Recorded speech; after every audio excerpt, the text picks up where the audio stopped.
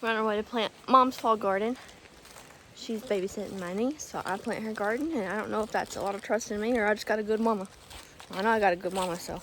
We're using a lot of different resources in this garden, okay? There's a lot going on. She has these beds, and she put down some mulch.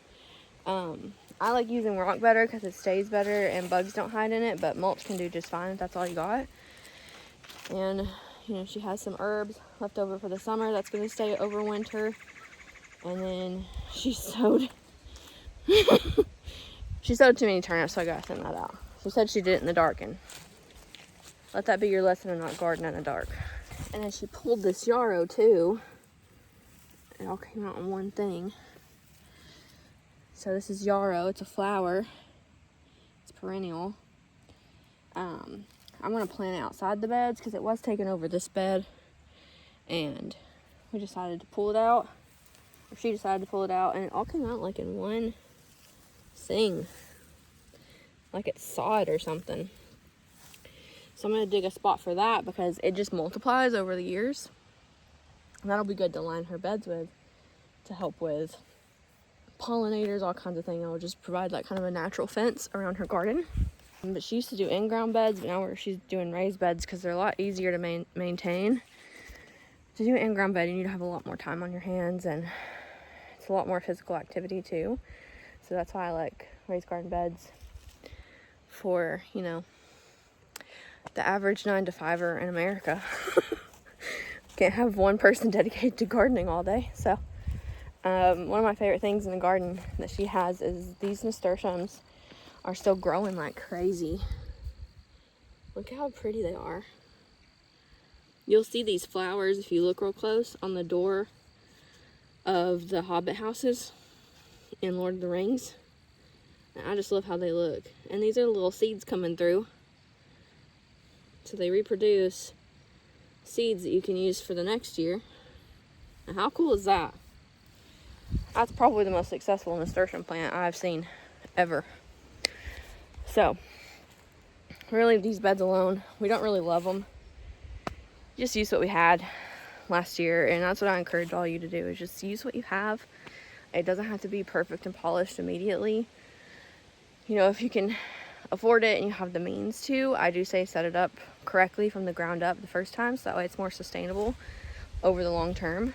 But the biggest thing is just like plant your garden. Like, just do something, even if it's just cheap and temporary. That was a bee on my hand. Even if it's just cheap and temporary, like, just still got a lot out of this garden this year. So, all right, here are some things that we're planting in Mom's fall garden. So, first of all, we're doing some calendula. This is a really great flower. It's also called a pot marigold. It's just different than the normal marigold that you see. It's really good in the fall garden, and it's, you know, pollinators are needed in the fall too, not just the summer. So making sure flowers are still in the garden. The nasturtiums will probably stay as well. Next we have some peas. Peas are really good to put in the garden. If you do nothing else in the fall garden, plant some peas or some bush beans or something, because they pull in nitrogen from the air and just benefit your garden soil for next year. So it provides a cover crop for it. Next we have some broccoli. We're gonna throw some broccoli in there.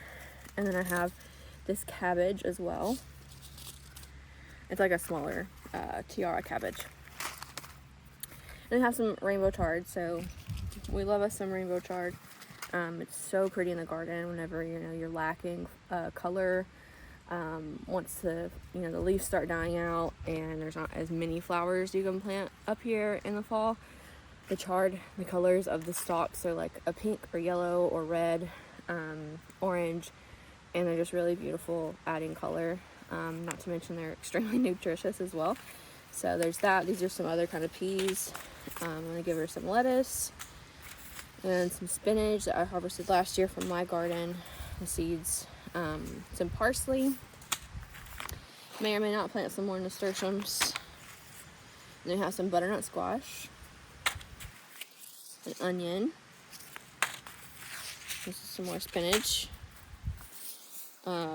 Loose leaf lettuces. And then I also have some, I don't know how to say this, lacy phacelia. So it's also known as blue tansy for my essential oil peeps. This is a really good cover crop, so in places that we're not planting things, I'm just going to let this take over for the winter, and then we'll kind of kill it off in the spring. And it'll kind of be like a natural mulch for planting in. So probably that in-ground bed down there that she has, that I'll show you in a minute, that she's been working on. We may throw it in there. Just depends, but that's really what we're planting today. I'm only working with these 5 beds right now. We're not going much further over there because we're going to redo that space. I don't really have a planting plan at all made for this. I just know that I'm working with square beds, and those are pretty simple for me to eyeball. So I'm just kind of laying out what I'm going to do, and then go from there and just throw the seed packets on it, so that way I know what I'm doing, and if I need to rearrange it, I can. Just to kind of tell you what I'm thinking, the things that will need the most space. Butternut squash, we need a lot of space. Peas, they trail, so as well as the squash, so they'll need a decent amount of space. The Swiss chard gets pretty big. The cabbage, depending on the kind of spinach this is, it might kind of be in that same family. And then these guys are tiny. This is gets kind of big. This can get about that size. Calendula, probably about this size. Broccoli this size. And this gets bigger, and that's tiny. So I kind of think of it in these different categories, and those kind of can go in between these bigger plants because their roots are not as deep as these. The onion as well, it's an allium plant, so they will help ward off bugs for the lettuces.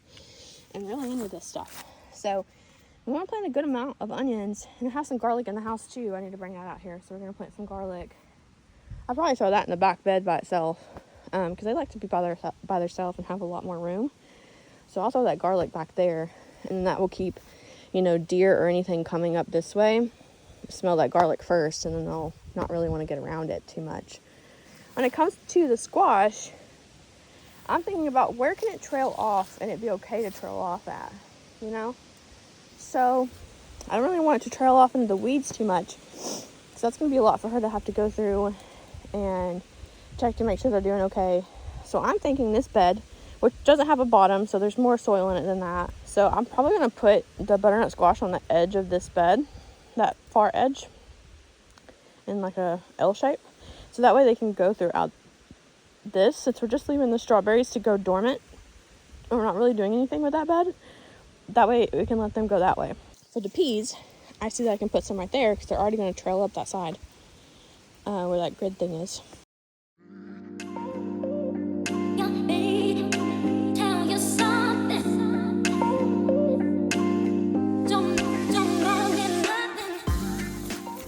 Okay, the whole garden is planted.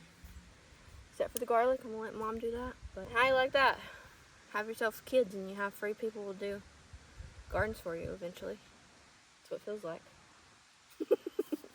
Exciting time. It's just kind of dull whenever you first do it because a lot of things in the fall have to be started by seed. That's why you don't see nurseries have a ton of stuff for fall, because a lot of it needs to be started by seed. So just gotta be patient in the fall.